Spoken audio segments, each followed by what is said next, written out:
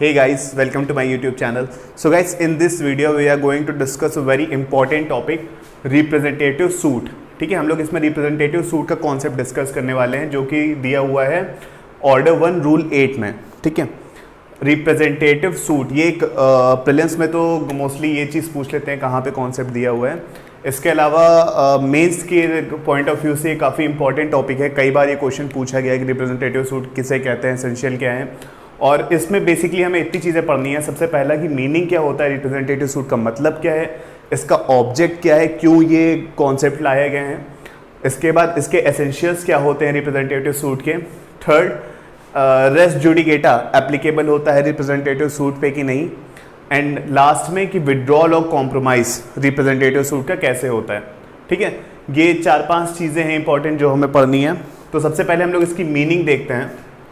General rule क्या होता है कि जितनी भी पार्टीज इंटरेस्टेड हैं किसी भी सूट में, जितनी भी पार्टीज, जितने भी पर्सन इंटरेस्टेड हैं, वो या तो प्लेंटिफ बन के ऐड हो जाते हैं या तो डिफेंडेंट बन के ऐड होने चाहिए. ठीक है, रूल 1 ऑर्डर 1 रूल 1 और 3 के अकॉर्डिंग जितने भी पर्सन इंटरेस्टेड हैं वो या तो प्लेंटिफ बन जाने चाहिए या तो डिफेंडेंट बन जाने चाहिए. ठीक है, और कोई तीसरी पार्टी तो होती नहीं है. जितने भी पर्सन इंटरेस्टेड है उन्हें दोनों में से कुछ एक बन जाना चाहिए.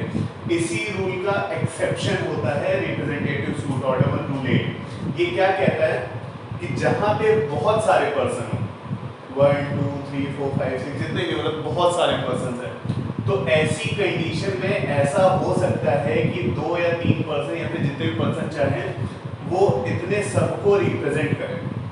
ठीक है, सिर्फ ये 2 person as a plaintiff add होंगे, लेकिन ये रिप्रेजेंट इतने सब लोगों को करेंगे जितने भी पर्सन सिमिलरली इंटरेस्टेड हैं. ठीक, ऐसा ये कॉन्सेप्ट होता है रिप्रेजेंटेटिव सूट का. ये प्लेंटिफ भी हो सकते हैं, ये डिफेंडेंट भी हो सकते हैं. मतलब जैसे कई सारे लोग हैं, ठीक है, कई सारे लोग हैं, इनमें से 2 लोग आ गए ए और बी.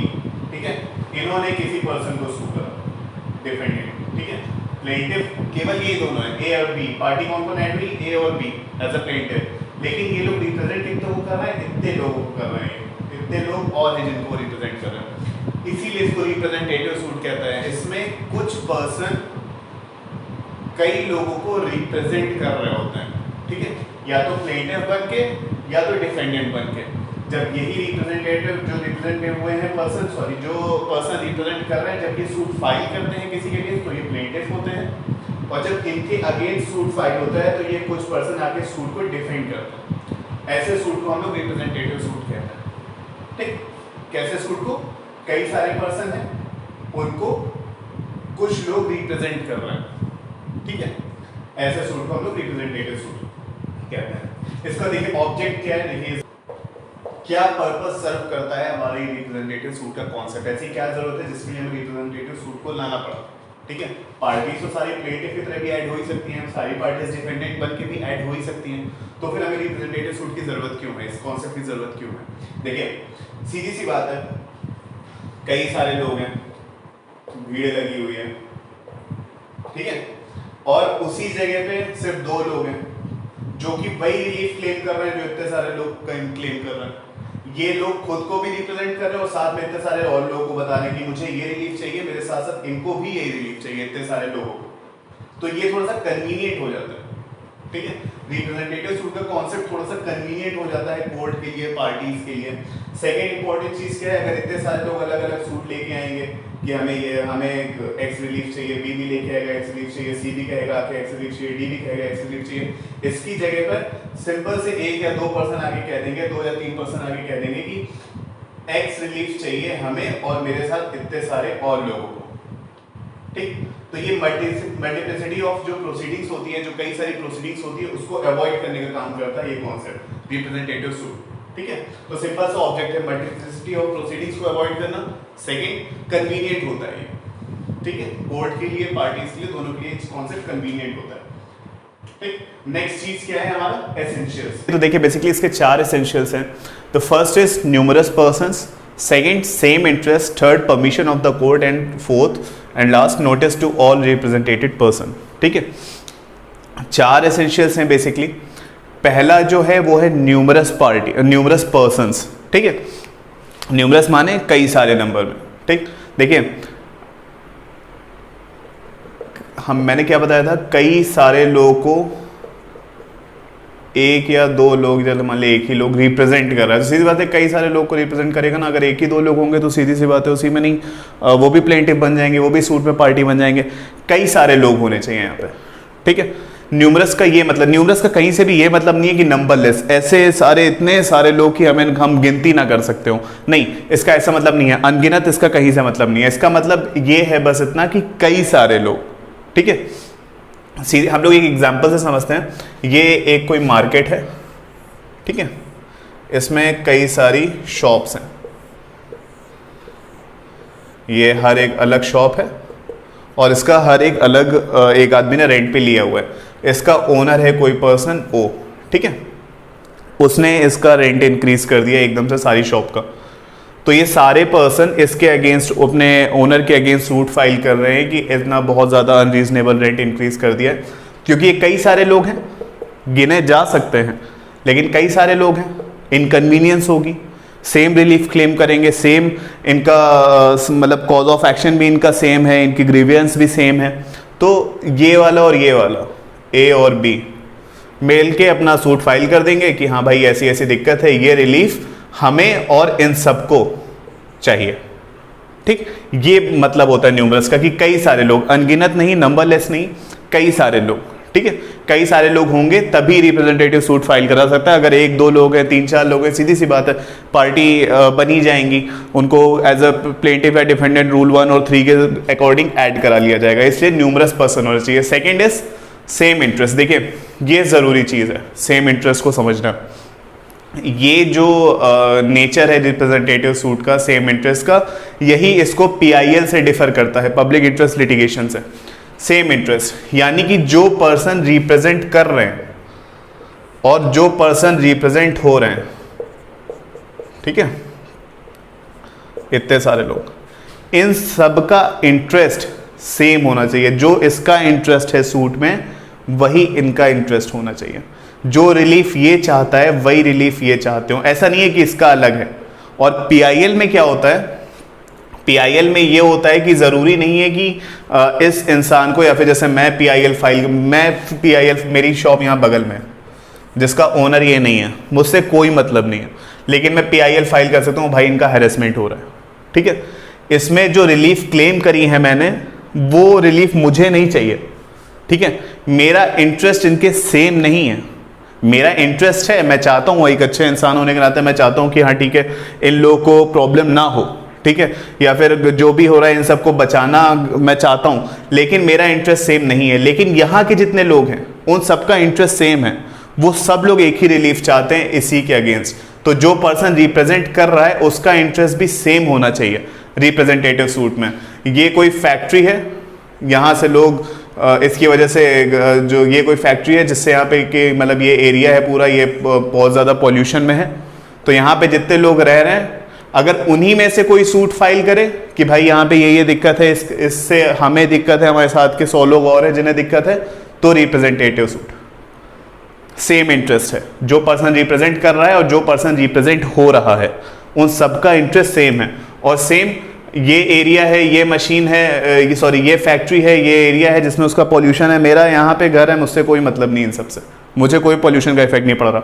लेकिन तब भी मैं चाहूँ कि हाँ मैं इतने लोगों के बचाने के लिए कोई काम करूँ, इनका राइट एक्सप्लॉइट हो रहे हैं ये लोग, इनका राइट बचाने के लिए अगर मैं काम करूँ तो भी मैं कर सकता हूँ, लेकिन वो PIL कैटेगरी में आएगा।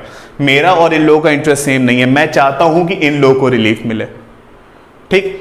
और ये लोग क्या चाहते हैं, रिप्रेजेंटेटिव सूट में क्या चाहते हैं, मुझे और जो बाकी सारे लोग हैं उनको रिलीफ मिले।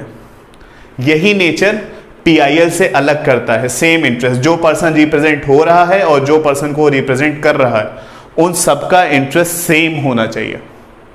अगर इंटरेस्ट सेम नहीं है तो वो कोई भी ट्रांजैक्शन होगा, लेकिन वो रिप्रेजेंटेटिव सूट नहीं है। रिप्रेजेंटेटिव सूट होने के लिए एसेंशियल है कि जो रिप्रेजेंटेड है पर्सन और जो रिप्रेजेंटेटिव है उन दोनों का इंटरेस्ट सेम हो, ठीक। थर्ड एसेंशियल क्या है, परमिशन ऑफ द कोर्ट। बिना परमिशन के चाहे आप किसी को सू करें, चाहे आप सूट डिफेंड कर रहे हो एज अ रिप्रेजेंटेटिव, ठीक है, बाकी सारे पर्सन के, आप नहीं कर सकते। आपको कोर्ट की परमिशन चाहिए। रूल 8 में क्लियरली लिखा हुआ है, ऑर्डर 1 रूल 8 में क्लियरली लिखा हुआ है, with the permission of court, he can sue और डिफेंड। ठीक है, जो रिप्रेजेंटेटिव है, जो ये पर्सन है, जो ये पर्सन है, जो ये पर्सन है, इसको परमिशन चाहिए कोर्ट की इतने लोगों को रिप्रेजेंट करने से पहले। अगर परमिशन नहीं मिली तो रिप्रेजेंटेशन नहीं हो पाएगा, सीधी सी बात है, रिप्रेजेंटेटिव सूट नहीं पढ़ सकता। लास्ट क्या है, notice to all represented person sorry, जितने पर्सन को रिप्रेजेंट कर रहा है इतने सब, इन सबको नोटिस होनी चाहिए कि इनका इंटरेस्ट लिटिगेट हो रहा है। ठीक, अगर इन सबको नोटिस नहीं मिली है कि एक सूट फाइल हुआ है जिसमें इनका इंटरेस्ट लिटिगेट हो रहा है, तो फिर जो सूट का आउटकम होगा, जो रिजल्ट होगा, वो इतने लोगों पे बाइंडिंग नहीं है, वो सिर्फ इन पे बाइंडिंग होगा अगर नोटिस नहीं मिली है। 8.6 कहता है हमारा रूल 8.6 कि जो डिक्री आएगी कोर्ट की वो बाइंडिंग होगी सब पे, लेकिन कब, जब नोटिस मिली होगी सबको। अगर नोटिस नहीं मिली है जो पर्सन रिप्रेजेंट हो रहे हैं, तो फिर डिक्री उन पे बाइंडिंग नहीं होगी, उन पे रेस जुडिकेटा अप्लाई नहीं होगा। ठीक है, तो बस इतने से एसेंशियल से। अब नेक्स्ट चीज हम लोग देखते हैं, application of res judicata on representative suit. ठीक है, रेस जुडिकेटा क्या होता है? रेस जुडिकेटा बेसिकली होता है कि जो भी सूट का डिसीजन आया है, सूट या प्रोसीडिंग का जो भी डिसीजन आया है, वो पार्टीज के ऊपर बाइंडिंग होगा, और कोई पर्सन जो उनके अंडर में लिटिगेट कर रहा है वो उसके ऊपर बाइंडिंग होगा, और जो इशू जो कोर्ट डिसाइड कर चुकी है उसके रिस्पेक्ट में दूसरा सूट नहीं पड़ेगा। ठीक है, ये होता है रेस जुडिकेटा। ठीक, तो क्या रिप्रेजेंटेटिव सूट के ऊपर रेस जुडिकेटा अप्लाई होगा?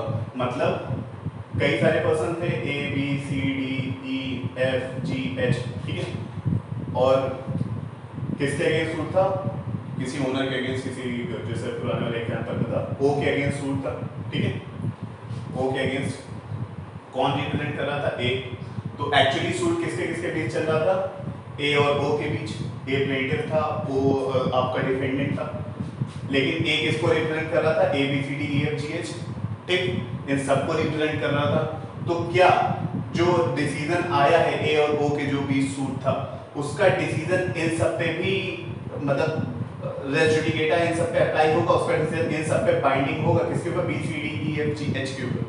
ठीक, ये क्वेश्चन, क्या जो इशू डिसाइड हो चुका है इनके भी, जैसे एक्स एक इशू था जो डिसाइड हो चुका है, क्या बी उसके रिस्पेक्ट में दोबारा सूट डाल सकता है? क्या सी उसके रिस्पेक्ट, ए तो नहीं डाल सकता, सीधी सी बात है, ए और ओ, लेकिन सी डाल सकता है, डी डाल सकता है। ये हम लोग को पढ़ना है। देखिए, इसका सिंपल सा आंसर है, एक्सप्लेनेशन 6 में दिया हुआ है, सेक्शन 11 के, जो कि हमारे रेस जुडिकेटा की बात करता है। उसका एक्सप्लेनेशन 6 क्या कहता है कि कोई भी ऐसा सूट जिसमें कोई पर्सन रिप्रेजेंट हो रहा हो, ठीक है, या प्लेंटिफ की पोजीशन में या फिर डिफेंडेंट की कैटेगरी में, अगर वो रिप्रेजेंट हो रहा है तो कोर्ट का जो डिसीजन होगा वो उन पे भी बाइंडिंग होगा। ठीक, मींस रेस जुडिकेटा अप्लाई करता है रिप्रेजेंटेटिव सूट पे। ठीक, लेकिन इसकी एक शर्त क्या है कि इन सारे person B C D E F G H जितने भी पर्सन थे, उनको पता होना चाहिए कि उनका इंटरेस्ट लिटिगेट हो रहा है। मींस से उनके पास नोटिस होनी चाहिए कि रिप्रेजेंटेटिव सूट चल रहा है, ए उस सूट को रिप्रेजेंट कर रहा है, ओ के अगेंस्ट वो सूट चल रहा है, ये रिलीफ क्लेम करी गई है। अगर नोटिस सर्व हुई है, अगर नोटिस दी गई है इन पर्सन को जिनका इंटरेस्ट लिटिगेट हो रहा है, या मींस जो पर्सन रिप्रेजेंट हो रहे हैं, ठीक, जो पर्सन रिप्रेजेंट हो रहे हैं, अगर उनके पास नोटिस है तो आरजे अप्लाई होगा, रेस जुडिकेटा अप्लाई होगा। अगर नोटिस नहीं मिली है, उन पर्संस को नहीं पता है कि उनका इंटरेस्ट लिटिगेट हो रहा है, तो फिर रेस जुडिकेटा अप्लाई नहीं होगा। ठीक, रेस जुडिकेटा कब अप्लाई होगा? जब उनके पास नोटिस होगी, उनको पता होगा कि उनका इंटरेस्ट लिटिगेट हो रहा है। ये हो गया हमारा। नेक्स्ट पॉइंट क्या है हमारा? Withdrawal and compromise of representative suit. Withdrawal की क्या शर्तें हैं, कॉम्प्रोमाइज की क्या शर्तें हैं, सूट अगर अबैंडन होता है उसकी क्या शर्तें हैं? सिंपल सा है, रूल 8.4 में दिया हुआ है कि कोई भी सूट विथड्रॉ नहीं होगा, अबैंडन नहीं होगा, कॉम्प्रोमाइज नहीं होगा जब तक कोर्ट की परमिशन ना ली जाए।